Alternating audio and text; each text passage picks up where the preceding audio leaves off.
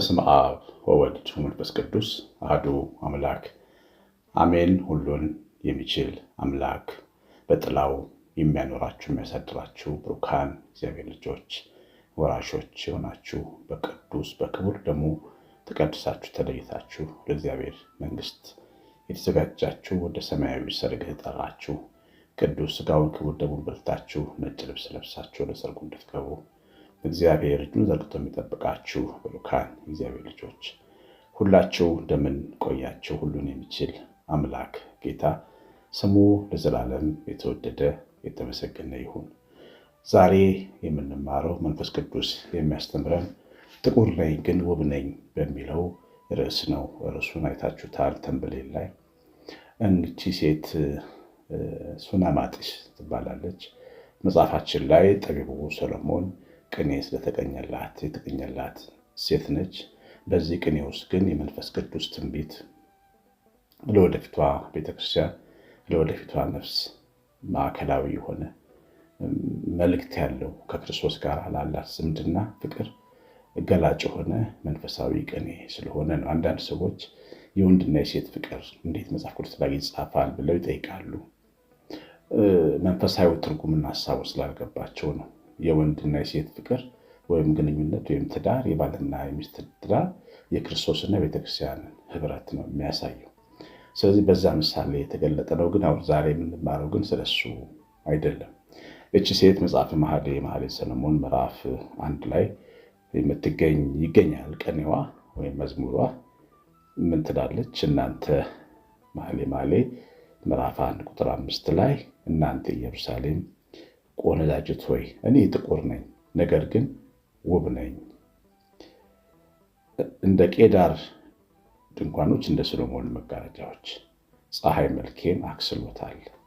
የምትናገረው ለቆንጆዎች ነው፣ ለተዋቡት፣ ሲቀቡ ለሚውሉት፣ ሲታጠኑ ለሚውሉት፣ በውጫቸውን በማሳመር ለሚውሉት፣ በተፈጥሮ ቆንጆ ነን እያሉ አስቀያሚዎች ላይ ወይም ደግሞ ከጥፎች ቢሏቸው ላይ ቃል እየቀለዱ የሚውሉ ሰዎች ፊት ቆማ ነው የምትናገረው።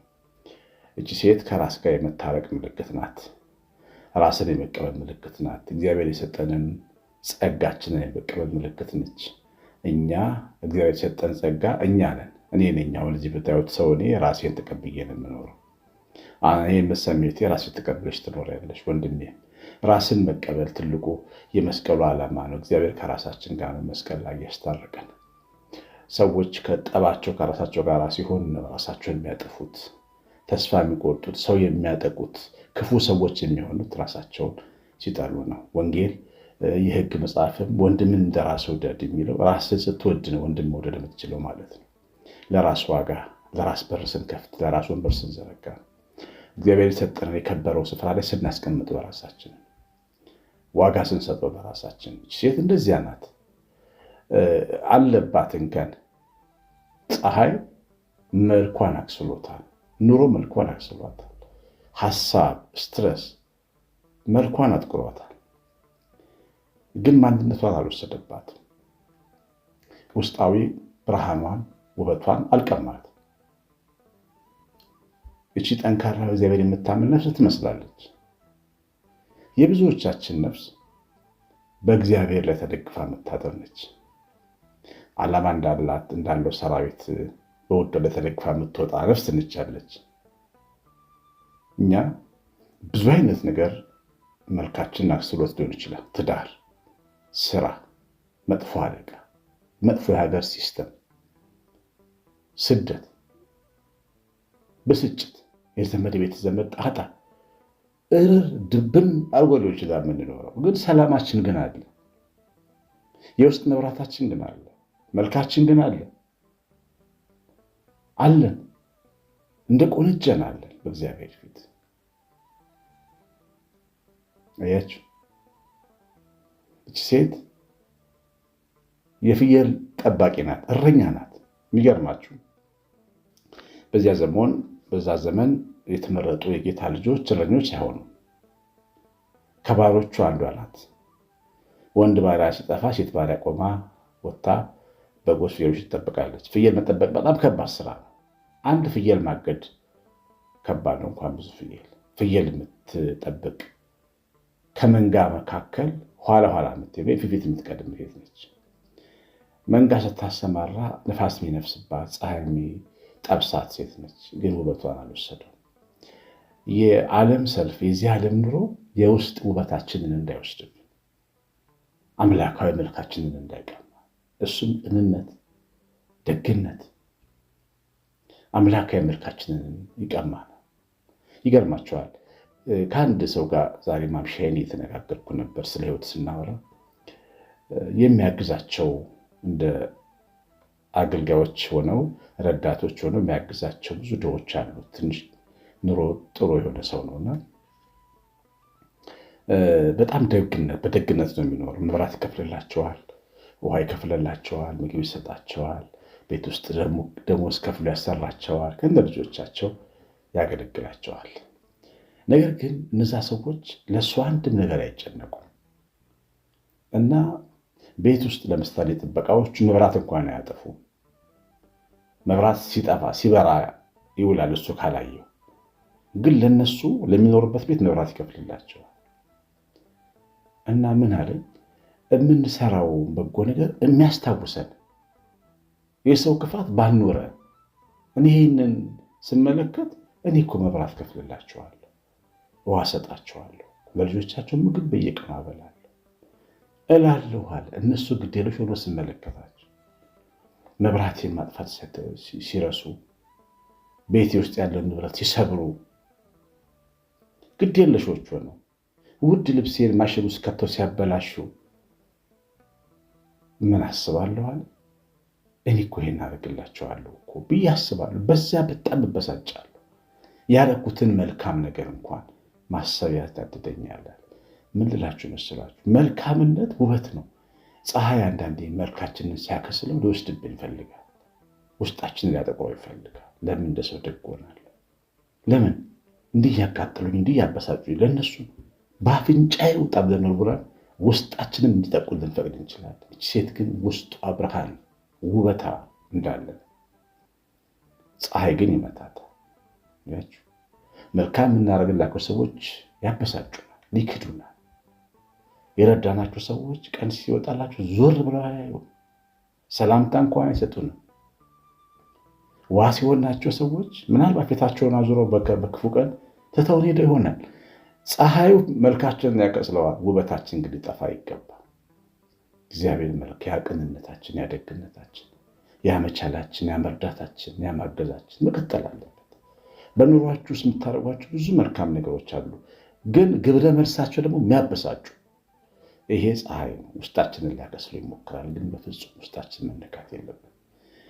እነዚህ ቆንጆች ፊት ቆማ ምን ትላለች? ውብ ነኝ አለች። ውብ ነኝ፣ አልተቀየርኩም። ደግነቴ፣ ቅንነቴ፣ መልካምነቴ፣ እግዚአብሔርን መውደዴ፣ ትዕግስቴ፣ ጌታዬን መጠበቄን አልተውም። ግን ፀሐይ ላይ ይወርዳል። ያችሁ ሕይወቷ ምንድን ነው? እንደ ቄዳር ድንኳኖች፣ እንደ ሰለሞን መጋረጃዎች። ሰለሞን እጅግ ውድ መጋረጃዎች በጥቁር ክር የተሰሩ ናቸው። ቄዳር ማለት ዘላን ማለት ነው። የዘላን ድንኳኖች በየበረሃው ስለሚተከሉ አሸዋ፣ አቧራ ጠግበው የጠቆሩ ናቸው። እንደዛ ነው ፊቴ ያለች። ፊቷ መጥቆሩን ለመግለጽ የተጠቀመችበት ቃል። ፊት የሚያጠቁሩ ብዙ ምክንያቶች አሉ። ግን መንፈሳዊ መልካችን እንዳይበላሽ ብዙ ምክንያቶች አሉ። አንዲት ሴት ባሏ ሲቀበጥ አግኝታው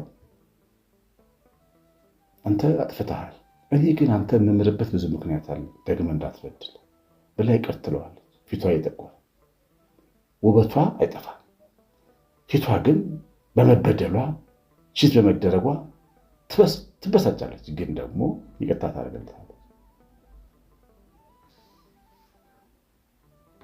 ይሄ ነው የእግዚአብሔር ውስጣችን ያለው ስዕል እንዳይጠፋ ነው። ሴት ውስጧ አልጠቆረም፣ ውጯን ግን እንዴት እንደከሰለ ነው የምትነግር። ያችሁ ምን አለች? ፀሐይ መልኬን አስግሎታል፣ ጥቁር ስለሆንኩኝ አትዩኝ፣ የእናቴ ልጆች ተጣልተውኛል፣ ፊቴን አይተው ይመዝኑኝ አሉ። ያው ሰው የሚመዘን በፊት ነው ታውቃላችሁ። ፊታችንን እያዩ ነው። ጥሩም ሲሉ መጥፎም ሲሉ ነው በፊታችን ነው። ቃየል የተገመተው በፊቱ ነው። ምን ነው ፊትህ ጠቆረ? አንተ ወንድም የት ነው ያለው ብሎ ጌታ እግዚአብሔር ጠየቀው። የሚያሳድደን ኃጢአት ሲኖረን የሆነ መጥፎ ነገር ሰርተን ሲሆን ፊታችን ነው የሚታወቀው። ይህች ሴት ግን በሕይወት የገጠማት ተግዳሮት ነው የእህቶቿና ወንድሞቿ እንዲያዋት እንዲጸየፏት ያደርጋት። ከዚህ ሴት ጋርማ ከመኖር እች እህት ናት ይሄ ወንድም ነው እንዲህ ብለው እርግፍ አድርገው የተውን። ደግነታችን አስመርሯቸው፣ ይቅር ባይነታችን አስመርሯቸው። ቅድም ያልኳት ሴት ባሏን ይቅር ማለቷን እህቷ ሰምታ የምትቀየማታለች። አንዳንዴ ጥሩ ለማድረግ መብት የማይሰጠን መብት እንደሌለው የምንታስብበት ጊዜ አለ። በቤተ ዘመድ ግን ሁልጊዜ ውብ መሆን ያስፈልጋል። የእግዚአብሔር ልጅ ውብ መሆን ያስፈልጋል። በጣም አስቸጋሪ ሰዎች በዙሪያችን ቢኖሩም ግን ውበታችን መጠበቅ አለበት። ጥቁር ነኝ ግን ውብ ነኝ ማለት አለበት እና የእናቴ ልጆች ተጣሉኝ፣ የወይን እቃዎችም ቦታዎችም ጠባቂ ያደረጉኝ። ነገር ግን የወይኔን ቦታ አልጠበቅኩም። ነፍሴ የወደደች አንተ ንገረኝ፣ ወዴት ታሰማራለህ? የምትወደው ደግሞ አላት። ጥቁር ሆና ትወደዳለች። ውስጧ ብርሃን ነዋ። ውዷን ትፈልገዋለች። አልረብሻትም። ሰው ባሪያ ስላረጋት የእናቴ ልጆች የወይን ጠባቂ ያደረጉኝ። አንዳንድ እህቶች ቤታቸውን እያስተዳደሩ ሳያገቡ የቤታቸው መጋቢ ናቸው እስካሁን እና የእናታቸው ልጆች የእነሱ ተንከባካቢ ናቸው። እነሱ አላገቡም፣ እነሱ አልወለዱም። እንደዚህ አይነቶች አሉ። እግዚአብሔር ባርካቸው። መልካምነት ቆይቶ ትልቅ ብድራት ያመጣል። አንዳንድ ወንድሞችም እንደዚህ ናቸው። የእናታቸው ልጆች ባሪያ የሚያደርጓቸው ወንድሞች አሉ። በቃ እሱ ይርዳ፣ እሱ ይስራ፣ እሱ እናቴን ይጠቁም፣ እሱ አባቴን ይደግፍ እያሉ እርግፍ አድርገው ቤተሰቦቻቸውን የማያደግፉ አንድ ልጅ ብቻ የሚረዳቸው ቤተሰቦች አሉ። እነዛ አባትና እናት የሚያደርጉት ምርቃት ሄዶ እዛ ልጅ ትከሻ ላይ ነው የሚወድቀው። እሱ ዘር ላይ ነው የሚፈሰው ያ በረከት። ጸንተ መልካሙ መልክህ ቢጠቁር ውበትህ የውስጥ ብርሃን ግን እንዳይጠፋ ወንድሜ፣ የክርስቶስ መልክ ነው ያ። እንወደው ዘንድ ደምግባት የለውም።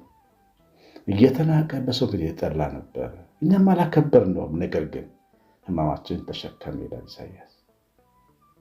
ደዌያችንን ተሸከመ፣ በእርሱ ቁስል እኛ ተፈወስን። ቁስሉ ሲታይ የሚሸነፍ ሰው መሰለን። መስቀል ተሸክሞ ስናየው የእርግማን ሰው መሰለን። ሰው የጠላው ስለነበረ መወደድ የሚገባው አልመሰለንም። ነገር ግን ለካ እሱ መድኃኒታችን ነው፣ በእሱ ቁስል ሊፈውሰን የመጣው አዳኛችን ነው ይላል ኢሳይያስ። ውበቱ አልጠፋ። መስቀል ላይ ተሰቅሎ ራቁቱን በደም ተለውሶ እጅግ ውብ ነበር። ይቅር ሲል ሲታገስ ሲወድ የወጉትን ይቅር ሲላቸው አይኖቻቸውን ሲያበራ ውብ ነበር። ለወንበዴ ገነት ሲሰጥ እጅግ ውብ ነበር። ያንን ውብና ጥቁር ጌታ ትረሱታላችሁ? ደም ያጠቆረውን ጌታ፣ መገረፍ ያጠቆረውን፣ ሰንበረት ትራት ያጠቆረውን ጌታ ትረሱታላችሁ? ግን ውቡን ጌታ፣ በዓይኑ መመልከት የሚመልሰንን ጌታ፣ በዓይኑ ማየት ከጥፋት የሚከለለንን ጌታ፣ ሰቅለነው ገነት የሚያስገባንን ጌታ ትረሱታላችሁ? ውዴት ናት የሚለን መስቀል ላይ እጆቹን ቸንክረ ነው። እጆቹ መጥሪያ ነበሩ፣ ዓለምን የሚጠሩበት ነበር። በሰው ሁሉ ፊት የተዘረጋ ማዳን ኢየሱስ ክርስቶስ ዓለምን ሰበሰበ። ጥቁሩና ውቡ ጌታ፣ ደም ያጠቆረው ጌታ ከመንጋዎቹ በኋላ ይበዘበዝ ነበር፣ ይፈልገን ነበር። ሞቶ ከተነሳ በኋላ ወደ ገሊላ ቀድማችኋለሁ ያለው ለመሰላችሁ ፍለጋ ነው። ሰው ፍለጋ፣ ተነስቶ ሞቶም ሰው ፍለጋ፣ የተሰናዳ ማደሪያ ሰማይ ላይ ያለው ሰው ፍለጋ 40 ቀን ሙሉ ተመላለስ። የእኛ ጌታ ክብር ምስጋና ይሁን እና ሁልጊዜ ይወላችሁ የሚደርስብን ነገር ውስጣችንን እንዳያጠቁረው ውጫችን ላይ ሊወድቅ ይችላል። ማዲያቱ፣ ጥቁረቱ፣ መከፋቱ ውስጣችን ግን ብርሃኑ ግን መነካት የለበት። የማይጠቁር በእውነት ጨለማ የማይሰለጥንበት ብርሃን እኛ ውስጥ አለ። ብርሃን ነው፣ ጨለማ አይሰለጥንበት። ከዚህ ትምህርት የምንማረው ይህንን ነው። የሰማነውን በልባችን ይጻፍልን። እግዚአብሔር ባርካችሁ። እግዚአብሔር ቸርነታችን የሚወታችን ወላዲተ በረከት የመላእክት ጥበቃ አብሮን ይሁን። ቀሲስ አሸናፊ ገብረማርያም ነኝ። ትምህርቱ ላይ ኮሜንት ላይ ካጋችሁ ውጡ። ሰላም